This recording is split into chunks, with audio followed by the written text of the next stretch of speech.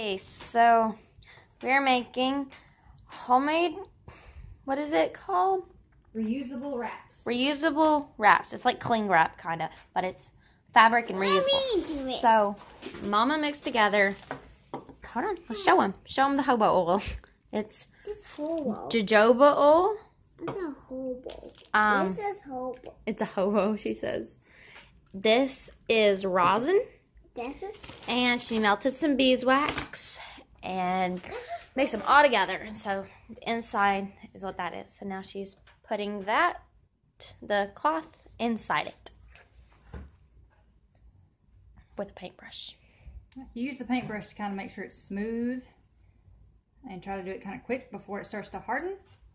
I think my cloth is a bit big for my pan, but I don't have any bigger pans. I went to the thrift store and actually got a fresh pan so I wouldn't ruin my own, but then I realized the pans at the thrift store are nicer than my own. So I'm using my old pan, and I'll save my new fresh pan for home use. Like she said, I mixed up, I've read different recipes for this.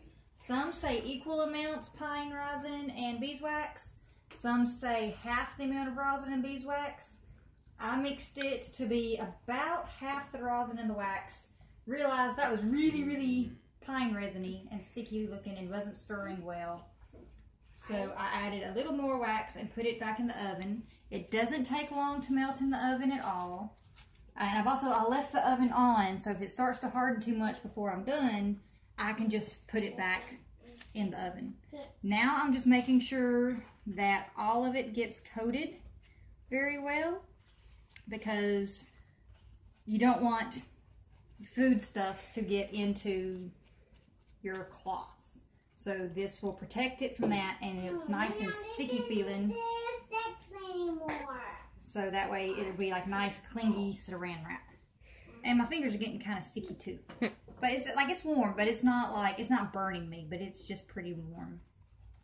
What are you doing? I'm hoping this isn't absorbing too much so that I won't be able to do the rest of my cloths. But I've been meaning to do this forever now, and I'm finally getting around to it. And another thing is, if you do mess up, you can put this whole thing back in the oven and rebrush it. So it's not like the end of the world if you miss some. And if Jesse, look up here, I've rigged these to have it hang over my bar here. And I can let it drip onto the newspaper. Give it to me. Yep. What is it now? Okay. Lovey, will you move the oven mitt? Hold that. I'm thinking I might have it a little extra thick, but that'll be okay. That's all right. All right, Jesse, can you reach up here and help me clip this here? What All right, happened clip to it. it? And this one. I clipped on the middle. That's great. And then we're just going to let that hang out here and dry. And yeah, I can definitely see where it's got a little extra. It's starting to harden back here. Huh? It's starting to harden. It hardens real quick. And you can see, like, I got it really extra thick in some places. My fingers are sticky now. Oh yeah, that's way thick. I might need to redo that. Yeah, like that. Yeah, here, show it up here. Yeah, it's really hardening now. So I might figure out what I can do about that. It's starting to harden in the pan as well.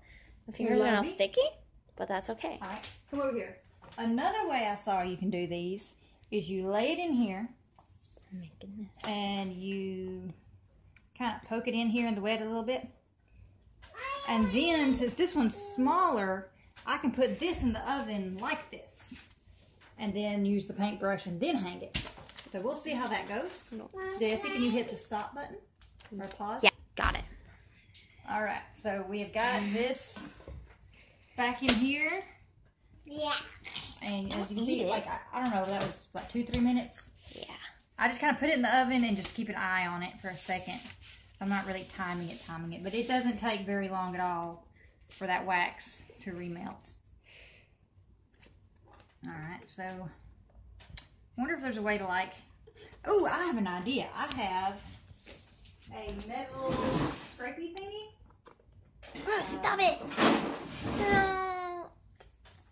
I don't know what this is called, but I've got it. They use that on cakes. Do they use it on cakes? Use it to, You cut bread with it. Yeah, I use it to cut my bread or measure things. But maybe this will kind of help keep too much from sticking to the wrap. And that's metal, so I should be able to pretty easily get the wax off once I'm done. So I'm going to hang this up here. Can I do it? Maybe in a minute, lovey. Ow. That's hot. Yeah, just go off. Well, you can't feel it. I'm going to tell you if you'll feel it, but you can't do that. It's already, like, it's getting, like, it's got a little bit of a stick to it. And it should just cling right to a bowl. It clings right to me. Or to your child, whatever. It looks like a bad towel. And I just put some more in, and if I need to, I can put this back in the oven, and I'm just going to read through this and repeat. It's a bit messy. It definitely has a learning curve.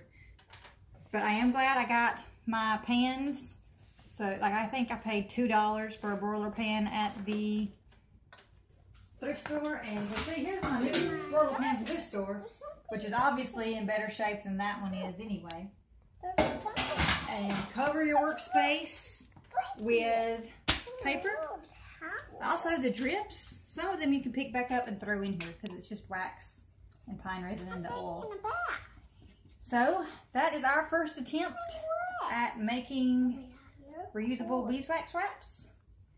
If y'all have any tips or you try it, let me know and let me know how it comes out for you guys.